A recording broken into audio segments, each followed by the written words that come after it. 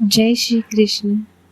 प्रेम से बोलिए नंदलाला की जय, माखन चोर की जय। आज हम सुनाने जा रहे हैं बाल कृष्ण की एक ऐसी प्यारी और गूढ़ लीला जिसे सुनकर आपका मन गोपियों के गांव की गलियों में खो जाएगा और दिल श्याम के नाम में रम जाएगा। पर याद रखिए, अधूरी कथा सुनना अधूरे भाग्य के समान है, इसलिए इसे अंत तक सुने, तभी लीलानाथ के संदेश का पूरा रस आपको मिलेगा। तो आइए शुरुआत करते हैं इस प्यारे से मंत्र के साथ। श्री कृष्ण गोविंद हरे मुरारी, हे नाथ नारायण वासुदेवा। भाद्रपद के महीने की ठंडी सुबह वृंदावन की गलियों में एक अलग ही चहल पहल थी।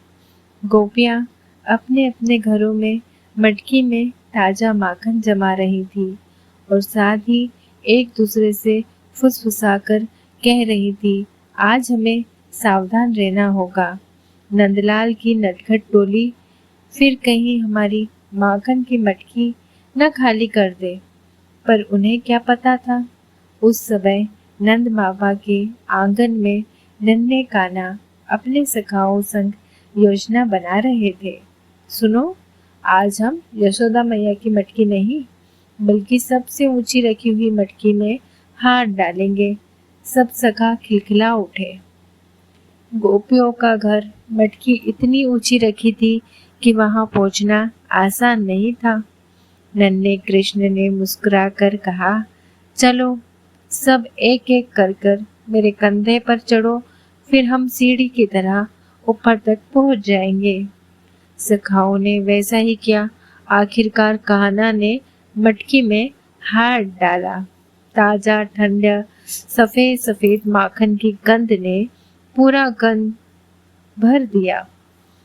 वो माखन खुद भी खाने लगे और पास बैठी गाय को भी खिलाने लगे। उनकी आंखों में शरारत थी पर चेहरे पर मासूमियत। जब गोपियों ने कान्हा को रंगे हाथों पकड़ा तो हंसते हुए बोली, लल्ला तू माखन क्यों चुराता है?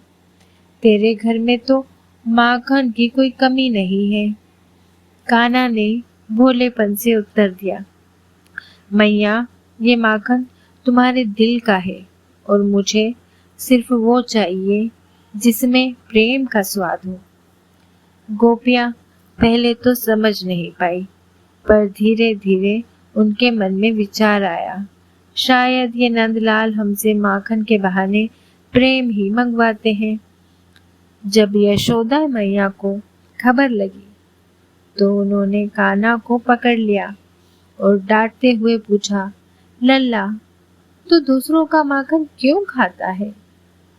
कृष्ण ने मुस्कुराकर कहा, मैया मैं माखन नहीं खाता, मैं तो उन गोपियों का प्यार जगता हूँ। जैसे भक्त भगवान का भोग लगाते हैं, वैसे ही ये माखन उनका प्रेम है जिसे मैं स्वीकार करता हूँ। मैया भाव विभोर हो गई। उन्होंने समझ आया कि कान्हा का हर काम एक लीला है जिसके पीछे गहरी भक्ति और प्रेम की शिक्षा छुपी है। दोस्तों, यही है श्री कृष्ण की माखन लीला, जहाँ चोरी भी प्रेम का प्रतीक है, जहाँ माखन केवल सफेद नहीं बल्कि भक्ति के सच्चे मन की मिठास है। कान्हा हमें यही सिखाते हैं कि भगवान को धन या वस्तु नहीं बल्कि प्रेम से भरा हुआ दिल चाहिए। तो इस जन्माष्टमी आप भी माखन मिश्री का भोग लगाइए, पर साथ ही अपना दिल भी श्री कृष्ण को अर्पित कीजिए। प्रेम से बोलिए, नंद के लाल की जय, नंद के घर आनंद भयो, जय कन्हैया लाल की। जय श्री